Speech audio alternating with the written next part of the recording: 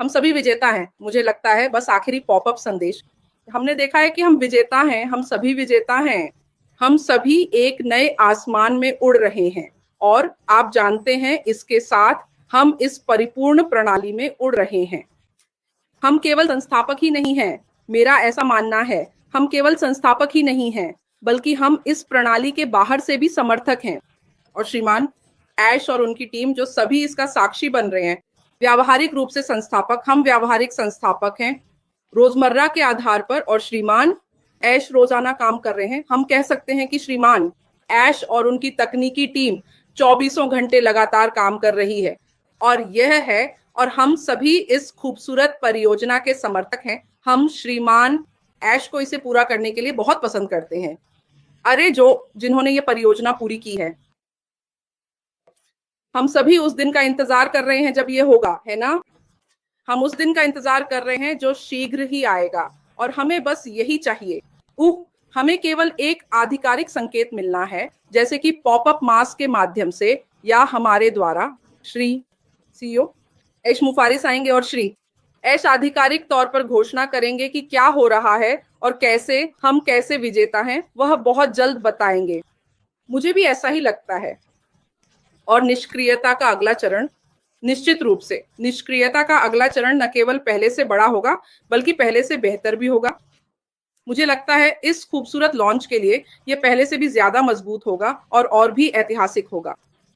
तो मैं सभी को बताना चाहूंगा कि हमें डील नहीं देनी चाहिए। मुझे लगता है कि इस समय पर, जैसा कि श्री एशमो फरीद सर इस प्रोजेक्ट को बहुत खूबसूरती से कर रहे हैं, जैसा कि उन्होंने दिया है, तो हमारे धैर्य के पल ऐसे हैं, हमारे धैर्य के पल ऐसे हैं कि उन्हें छोड़ना नहीं है। धैर्य के ये पल अब बदलने वाले हैं। विजय की भावना में मुझे लगता है कि हम निश्चित रूप से विजयी होंगे। हम जल्द ही विजेता बनेंगे, हम जल्द ही जीतेंगे। तो यह हमें सम्मान और गर्व के साथ जीत दिलाएगा।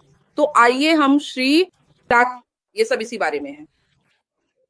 जब हम आगे बढ़ते हैं, जब हम उड़ान भरते हैं और प्रक्षेपण करते हैं, तो आप भारत के साथ क्या मदद करना पसंद करते हैं? मुझे यकीन है कि आपके पास कुछ चीज़ों के बारे में कुछ विचार हैं जिन्हें आप मदद करना चाहते हैं या करना चाहते हैं। क्या कोई विशेष कार्य है जो आप करना चाहेंगे? हाँ क्रिस, वास्तव में प्रणाली क्या है? मैं सोचता हूं कि वह कौन सी प्रणाली है जिसे हम अपने सीईओ, अपने विजन, अपने श्रीमान के साथ जोड़ सकते हैं। ऐश ने हमें परे सोचने का एक दृष्टिकोण दिया है जो पूरी तरह से अलग और अनोखा है। तो श्रीमान ऐश एआई डिजिटल उत्पादों के माध्यम से मानवता के लिए कुछ करना चाहते थे, जहां एक आम व्यक्ति को ऊपर उठाया जा सके, वर्तमान परिस्थितियों को शीर्ष पर ले जाएं और स्वयं को संतुष्ट करने के बाद एक सभ्य जीवन जी सके। आम व्यक्ति से लेकर जरूरतमंद व्यक्तियों की मदद करना भी एक महान कार्य है। तो हम भविष्य में जरूरतमंद लोगों के लिए भी दान कर सकते हैं। हम केवल इसी प्रणाली से दान कर सकते हैं, मुझे ऐसा लगता है। तो हम बहुत भाग्यशाली हैं, इतने धन्य हैं कि हम इस मंच पर आए जो श्रीमान एशमो फरीद सर ने हमें दिया है।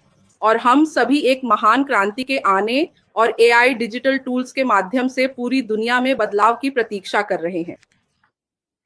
तो यह उम्मीदों का समय है और यह उत्साह का समय है। यह उम्मीदें सभी सहयोगियों, पूरे ब्रह्मांड और उन सभी देशों में बहुत ऊंची हैं जो इस प्रणाली में शामिल हैं। और हम सभी इंतजार कर रहे हैं उन चीजों के होने का जिनके बारे में हमारे सीईओ श्रीमान ऐश मुफारे हमेशा कहते हैं कि बड़ा सपना देखो, हमेशा बड़ा सपना देखो। और हम सभी जानते हैं कि चीजें देर से हो रही हैं। मुझे पता है कि चीजें हमारी उम्मीदों से ज्यादा देर से हो रही हैं, लेकिन जो समय लग रहा है, लेकिन जब यह प्रणाली लागू होगी तो यह सही जगह पर होगी। और मुझे पूरा यकीन है कि हम समझ पाएंगे कि इसमें देरी क्यों हुई और इसके पीछे क्या कारण थे। तो यह सही समय है इस प्रणाली को स्वीकार करने का।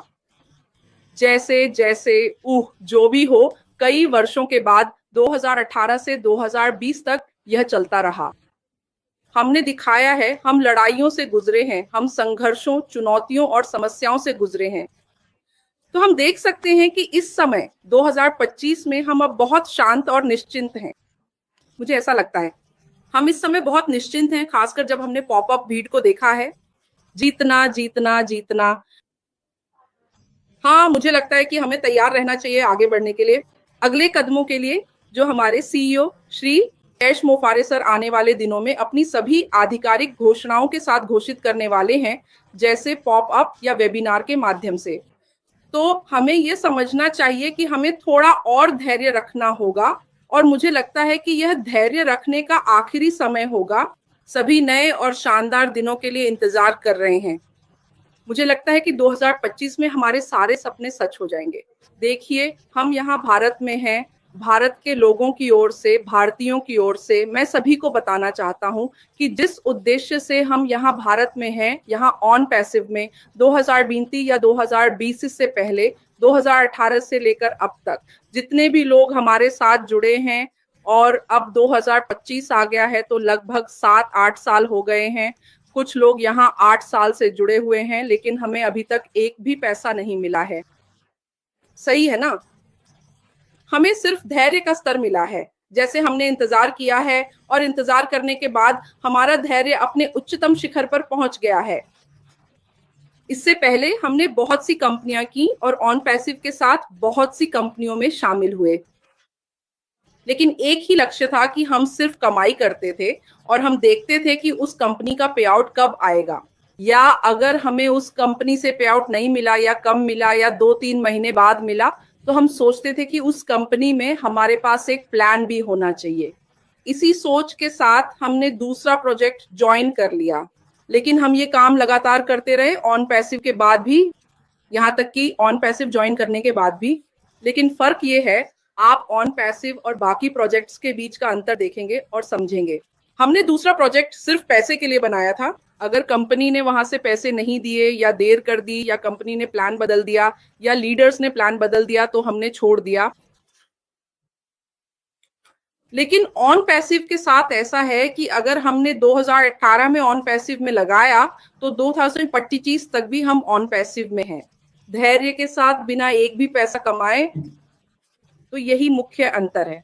मैं ऑन पैसिव समुदाय के सभी भारतीयों से कहना चाहूंगा कि अगर हमें एक ऐसा सिस्टम मिला है जिसे हम महसूस करते हैं, यह हमारा ड्रीम प्रोजेक्ट है, यह हमारा ड्रीम प्रोजेक्ट है।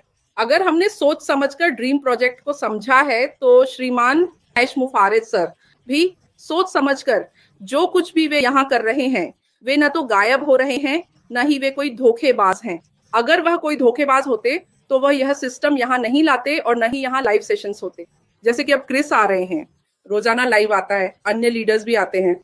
तो ये हमारी बड़ी जिम्मेदारी है, हमारी नैतिक जिम्मेदारी है कि हमें विश्वास करना चाहिए, हमें अपने सिस्टम पर विश्वास करना है, और भविष्य में जो भी होने वाला है, आप सभी को अपनी सभी क्षमताओं के साथ धैर्य रखना चाहिए। आई हुई सभी चुनौतियों को पार करते हुए आपको थोड़ा मन शांत रखना चाहिए। बस इतना ही। हमारे पास कोई निश्चित तारीख या समय नहीं है, लेकिन अगर आप सुने कि सुमलता क्या कह रही हैं, तो धैर्य रखें। जान लें कि यह आ रहा है, जान लें कि कुछ बड़ा होने वाला है। और जब हम कहते हैं कि बदलाव आ रहा है, और जेनेट बटलर ने भी यहाँ लिखा है, तो इसके लिए तैयार रहें। और हम कहते हैं तो हमें किस चीज़ के लिए तैयार रहना है? खुशी, स्वास्थ्य, संपत्ति, सफलता के लिए तैयार रहें। ये सब कब होगा मुझे नहीं पता, लेकिन जब ये होगा तब आप मुझसे ये सवाल दोबारा नहीं पूछेंगे। और आप देखेंगे कि बहुत से लोग जो कभी ऑनलाइन कहीं सफल नहीं हुए, वे कुछ बदल देंगे। और लोग आप सभी को देखेंगे, चाहे वह सुमलता हो, चाहे वह गुन्नर हो या रंजन, भारत के सभी लोग। आपको भारत में बहुत काम करना है, हम सब ये जानते हैं। आपके देश में, जैसे मेरे देश में, बड़ी हमारे पास बहुत से लोग हैं जो गरीब हैं, जो भूखे हैं, जो परेशान हैं। यह आप पर निर्भर करता है, भारत के हर व्यक्ति पर, कि आप आगे बढ़ें और इन लोगों की मदद करें। निश्चित रूप से पहले खुद की मदद करें, जैसा कि हम कहते हैं, पहले अपनी टंकी भरें, लेकिन बाहर निकलें और अपने समुदाय के अन्य लोगों की भी मदद करें। हर देश की, मैं कहता हूं, अपने देश के प्रति जिम्मेदारी होती है एक दूसरे की मदद करने की। और जैसे जैसे हम ये करते हैं, दुनिया एक बहुत ही बेहतर जगह बन जाएगी, और भी लोग मदद के लिए आगे आएंगे। क्यों?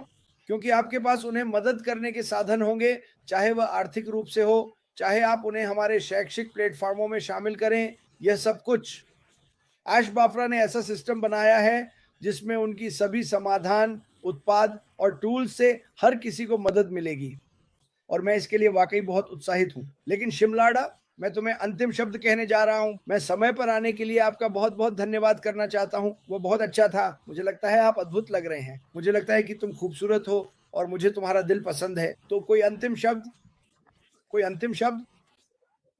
ठीक है, बहुत बहुत धन्यवाद ग्रेस। मैं कुछ पंक्तियां साझा करना चाहूंगी जो किसी ने हमारे प्रिय सह संस्थापक श्रीमान के पक्ष में मुझे भेजी हैं। राख, और यह पंक्ति श्रीमान द्वारा लिखी गई है, इरशाद शेख। क्या आप इरशाद शेख को जानते हैं? हाँ। उन्होंने बहुत अच्छी पंक्तियां लिखी हैं, इसलिए मैं इसे साझा कर रहा हूं। मैं हमारे प्रिय सीईओ श्री राख।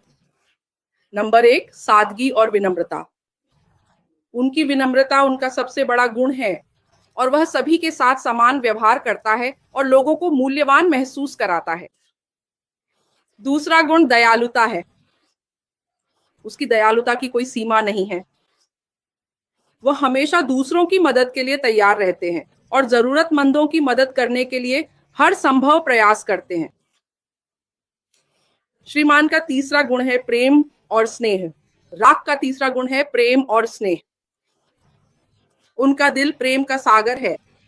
वह अपना प्यार खुले दिल से बांटते हैं, जिससे अपने आसपास के सभी लोगों के साथ मजबूत संबंध बनाते हैं।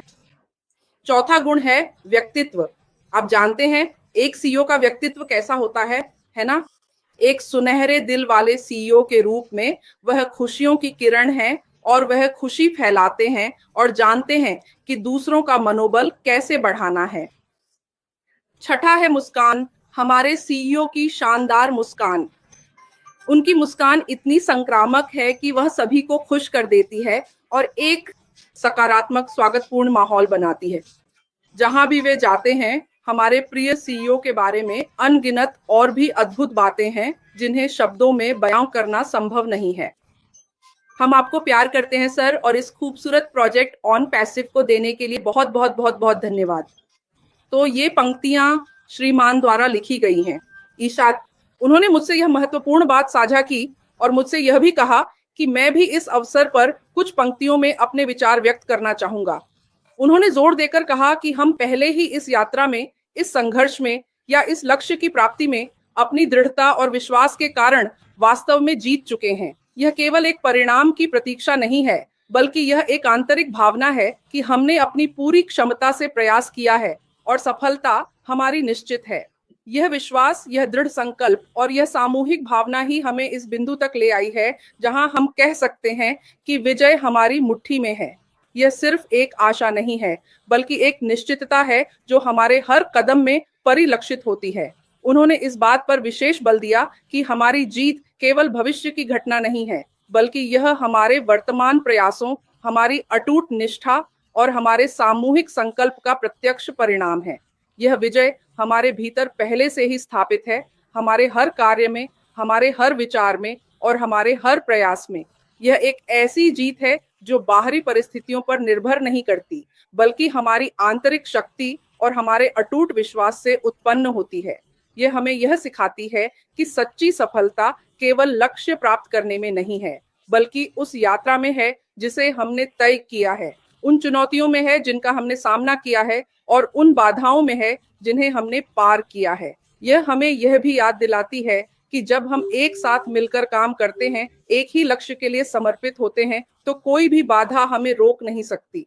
यह हमारी सामूहिक भावना, हमारी एकजुटता और हमारे अटूट विश्वास का प्रमाण है कि हम पहले ही विजयी हो चुके हैं।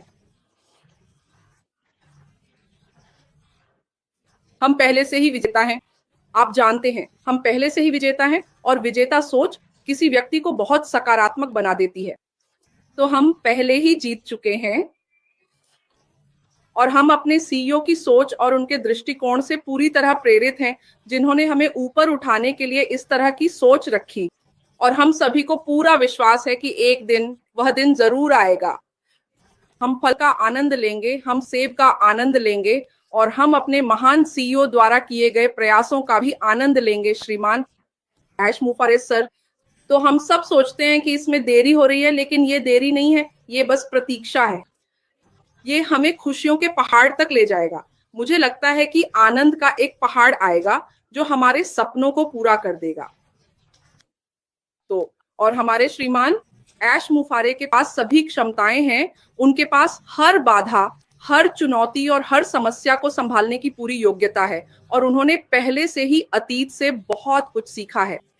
तो हमारी सकारात्मकता, हमारा मिशन और हमारी जीतने की सोच, मुझे लगता है कि हम दुनिया में भी किसी को बहुत खुश इंसान बना सकते हैं। और अब हमारी स्थिति सुरक्षित है, हम एक सुरक्षित स्थिति में हैं। हमारे पास एक सुरक्षित स्थिति है, एक मूल्यवान स्थिति है, जिसमें धैर्य रखने वालों को सभी इनाम उनके फल के साथ वापस मिलेंगे। अलविदा, अलविदा। मैं आपको बताता हूँ, यहाँ 500 से अधिक लोग आपको देख रहे थे सिमलाडा। मुझे पता है कि उनमें से बहुत से लोग भारत से हैं, और हम बस यही कहना चाहते हैं, भारत, हम आपसे प्यार करते हैं। हमने आपको नहीं भुलाया है, हमने किसी को भी नहीं भुलाया है। मैं ये हर दिन कहूँगा। मुझे पता है कि आप अभी कुछ संघर्षों से गुजर रहे होंगे, लेकिन ये सब बीत जाएगा। जब चीज़ें आगे बढ़ेंगी तो आप अपने संघर्षों को भूल जाएंगे। लेकिन मैं चाहता हूँ कि आप याद रखें कि दुनिया में और भी लोग संघर्ष कर रहे हैं, और हम उनकी मदद करने के लिए वहाँ हैं। समझा? धन्यवाद मेरे प्रिय। मैं तुमसे प्यार करता हूँ। अलविदा कहो। अलविदा। बहुत बहुत धन्यवाद क्रिस, आपका बहुत बहुत धन्यवाद। हम आप सबका स्वागत करते हैं। अलविदा।